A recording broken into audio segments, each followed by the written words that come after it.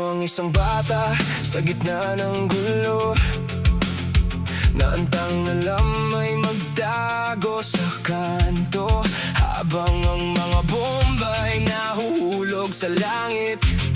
Ang tanging naririnig ay iyak at pait, habang ang mga lider ay nakaupo sa trono, nagpaplano ng gyera sa malamig na opisina nito.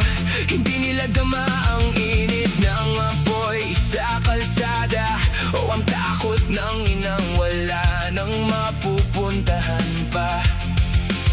Sabi nila'y para ito sa kalayaan at kangal, pero bakit ang kapalit ay buhay na mahal? Isang tula para sa mga walang boses at tinig, sa mundong bingit ay umakinig. Gamit ang pluma, isusulat ang katotohanan na ang digmaan ay walang tunay na nanunungkulan. Itaas sa mga kamay, abutin ang langit, sa gitna ng luhang dulot ng bighati.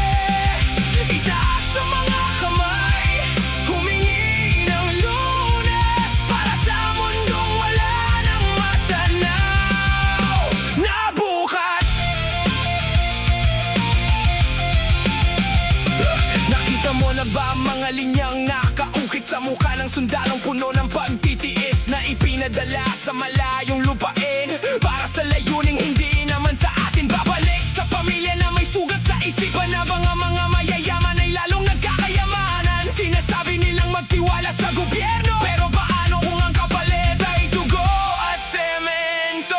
Ang bawat bata ay dapat may hawak na aklat, hindi barilo bala na nagdudulot ng lamang. Panahon na para tayo ay magising sa bangungot ng digmaan na sadyang madilim. Itaas sa mga kamay, abutin ang langit, sa gitna ng luhang dulot ng bighati.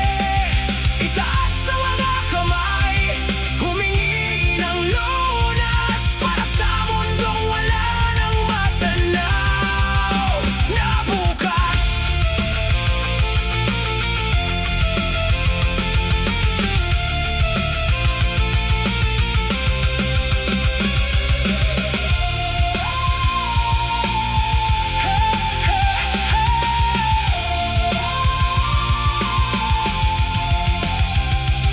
Kapag ang lahat ay naglaho na sa usok, at ang mga gusali ay naging mga tumpok, sino ang tatayo para sa katarungan? Sino ang magsisilbing ilaw sa kadiliman? Itaas sa mga kamay, abutin ang langit, sa gitna ng luhang dulot ng bighati. Itaas sa mga kamay, humingi ng lunas para sa mundong wala nang matanaw na bukas. Itaas niyo,